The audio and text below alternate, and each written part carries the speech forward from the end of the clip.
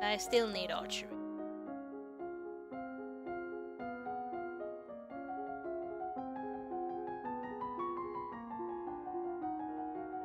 Indeed, Bear. Indeed. You learn about caring for your bow, how to store it between uses, string and unstring it, and check for damages on wear. You also learn that you should never fire a bow without an arrow on the string.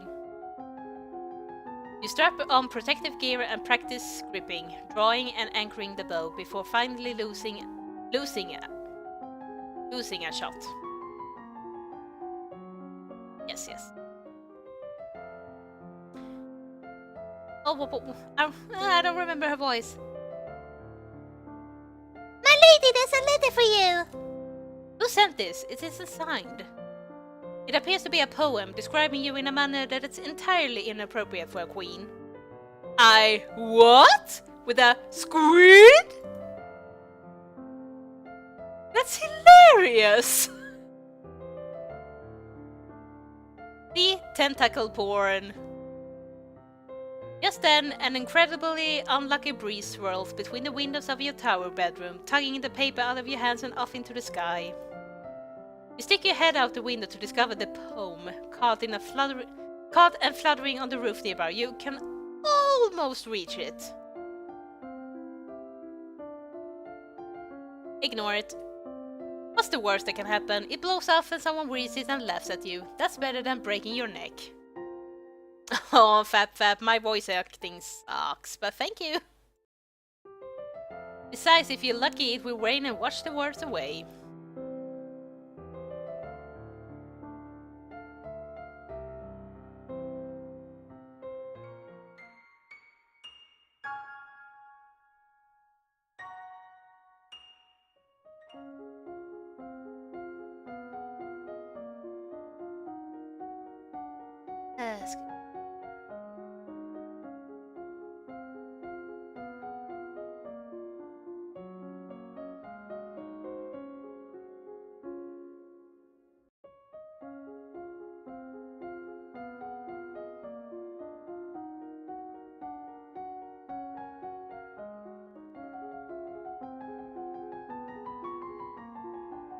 You practice running at high speed back and forth over a small area, making quick turns and changes in direction. You practice tennis against multiple opponents, learning to judge at a glance when a ball is too far away to reach in time.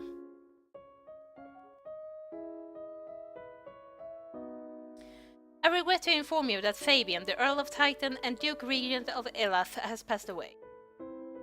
This isn't really a surprise, he was pretty old. The problem is the political implications. With the control of Eliath in doubt, it falls to the crown to make the decision. Young Lord Adair will not reach his 15th birthday for over 2 years.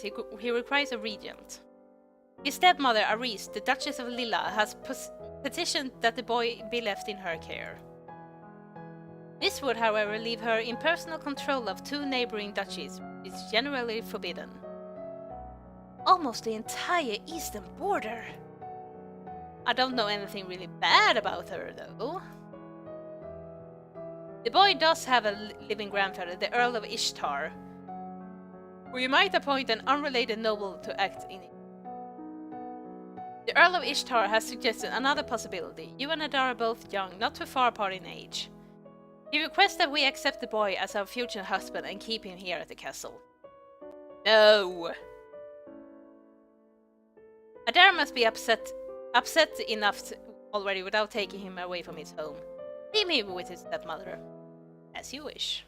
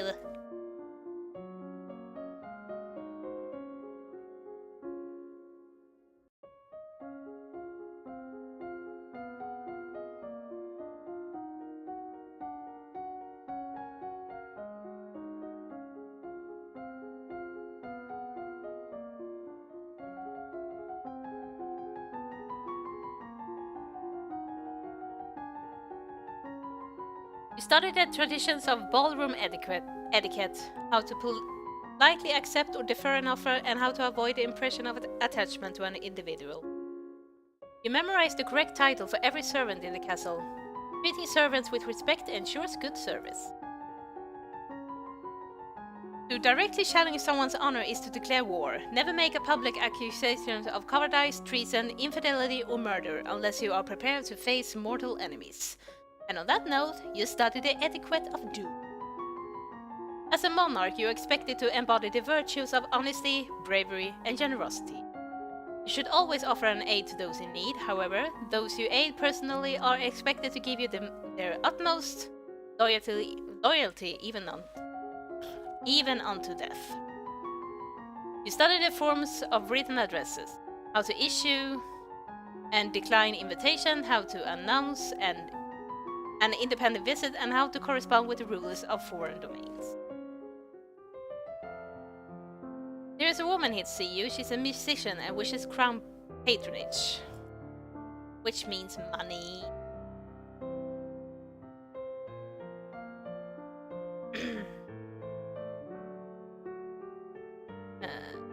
I don't have any voices left.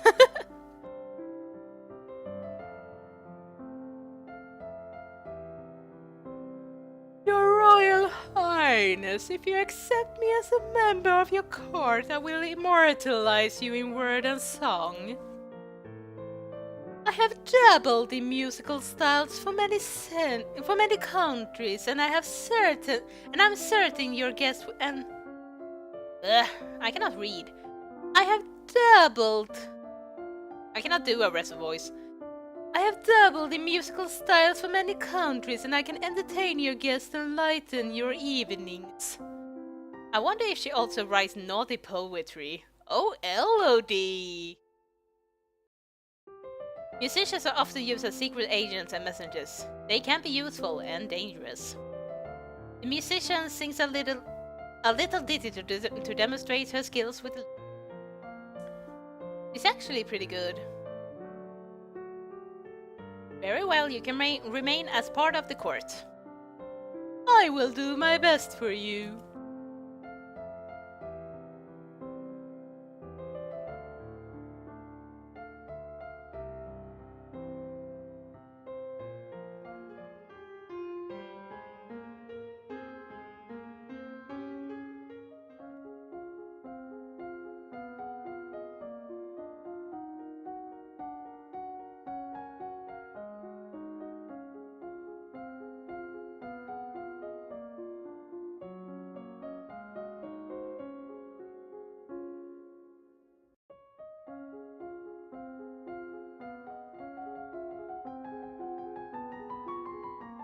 Only a lumen can channel magic, and only with the help of an attuned crystal.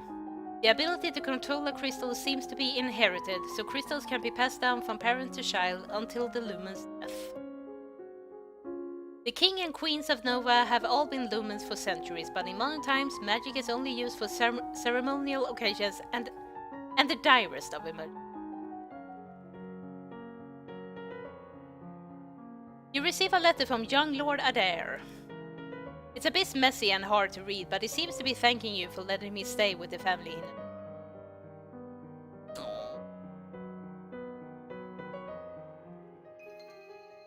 If you attack an enemy lumen and you win and they leave behind a crystal, is it possible to combine that crystal with mine to make it stronger?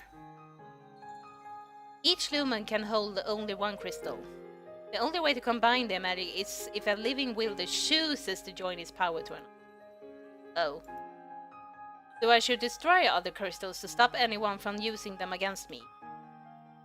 That is the traditional policy, but it's a lie. Lumen crystals cannot be destroyed.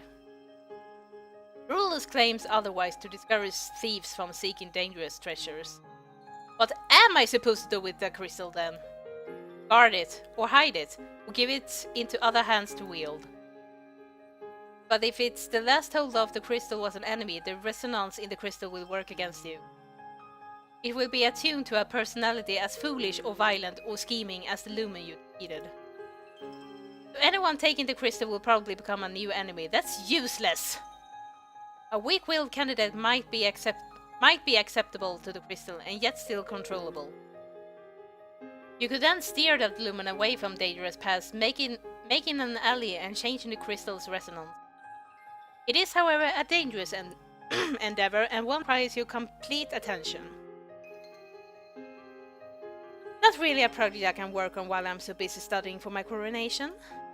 Well, it's only one crystal, that's not too much trouble.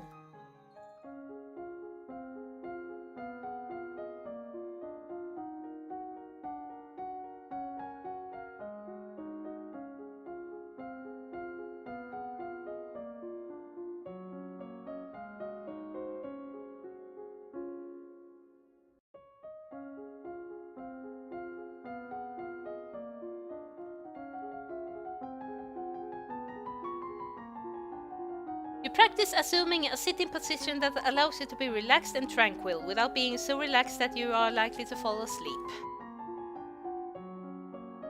You learn that the gods cannot be forced to divulge information about the future and that the most powerful omens are those which arrive unexpectedly.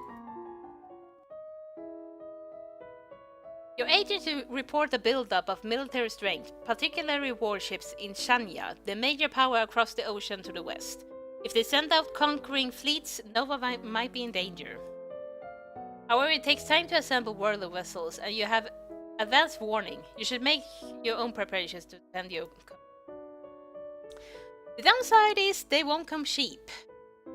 Huh, I never had this one before. Build more warships. You send orders to the assembly of new ships and the strengthening of weaponry and cladding to the existing fleets. If trouble comes, you'll be ready for it. Damn straight.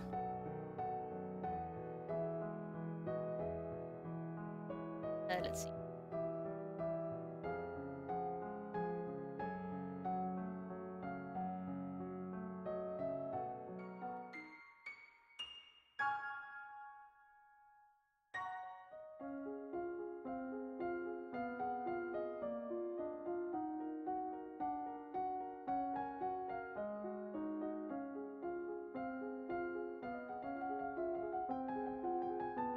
You close your eyes and relax every muscle of your body in turn, letting that feeling travel down through you from your head to your fingertips and toes.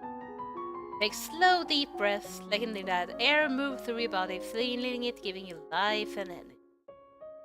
Stop being such a hippie! Dropping your favorite plate is bad luck. A statue spontaneously shattering is a bad omen. You read about well-known signs of bad fortune: wells turning sour, dry lightning, strange fish caught in nets, malformed babies being born, and so on.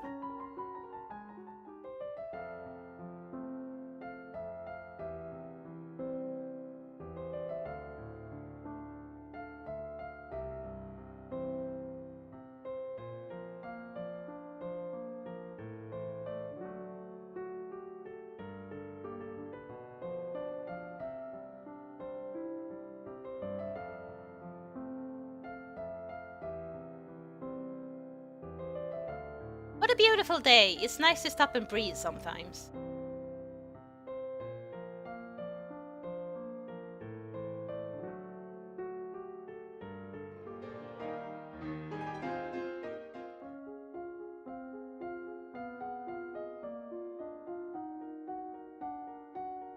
Why did I not unlock the dress?